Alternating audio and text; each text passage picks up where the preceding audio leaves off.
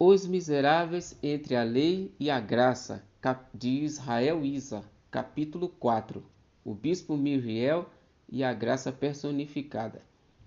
Quando se fala de Os Miseráveis, muita gente se lembra logo de Jean Valjean. Mas o curioso é que a história não começa com ele, começa com outro homem. Um homem velho, magro, com olhos bondosos e andar sereno. Seu nome? Charles-François Bienvenu Myriel, o bispo de Digne. Sim, um bispo, mas não aquele tipo de religioso solene e intocável. Myriel era um desses poucos homens que parecem ter sido enviados ao mundo para lembrar à humanidade de que a bondade existe. Morava em uma casa simples, quase pobre. Abriu mão do palácio episcopal e do luxo. Dividia a maior parte de sua renda com os pobres. Visitava os doentes, andava a pé, dizia pouco, fazia muito. Era um homem que havia aprendido a falar com o coração e talvez por isso ouvia tão bem o silêncio dos outros. O povo de Digne o chamava de Monsieur Bienvenu, ou Senhor Bem-vindo. Monsieur Bienvenue, né, que significa em português Senhor Bem-vindo. Porque era assim que todos se sentiam diante dele, acolhidos. Era esse o mundo tranquilo e quase sagrado em que Valjean entrou, sem ser convidado, numa noite fria, depois de percorrer léguas e léguas desde a prisão. Vamos recuar um pouco. Jean Valjean deixara a cadeia depois de 19 anos. O crime que o levou lá? Roubar um pão. O motivo? A fome dos sobrinhos. A pena? 5 anos. Mas ele tentou fugir 4 vezes e isso aumentou a sentença.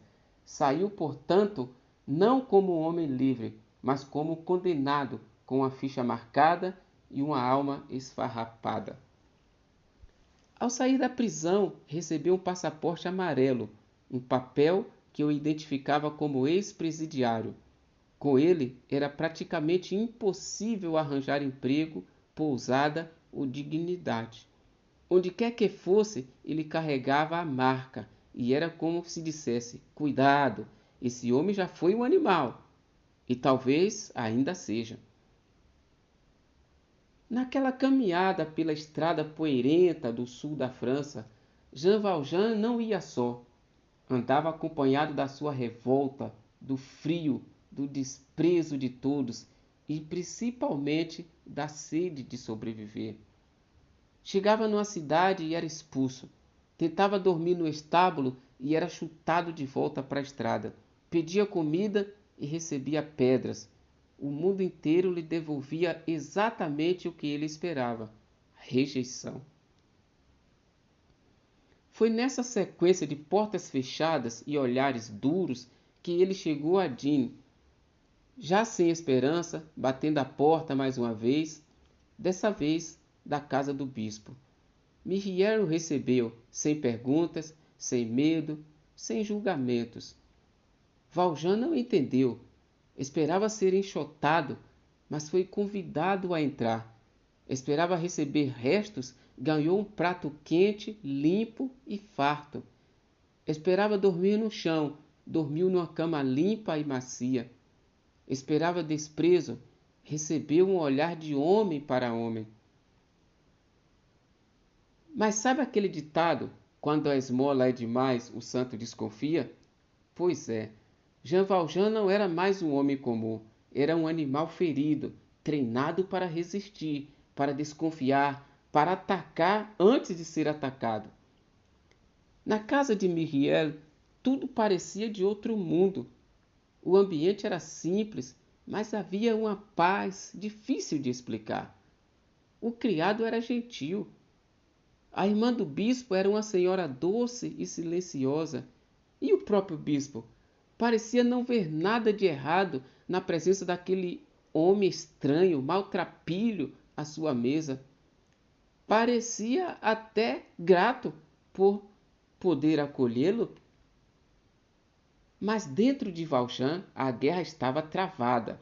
Ele não conseguia aceitar aquilo. Não era possível.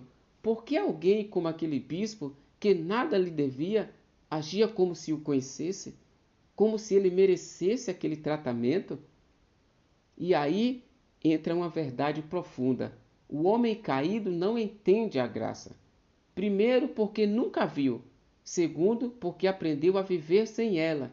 E terceiro, porque no fundo se acha indigno demais para recebê-la. Na cabeça de Valjean, tudo tinha um motivo, ou interesse, ou medo, ou pena. Ele estava tão acostumado a ser tratado como um animal que quando alguém o tratou como um ser humano, ele pensou que era armadilha ou loucura.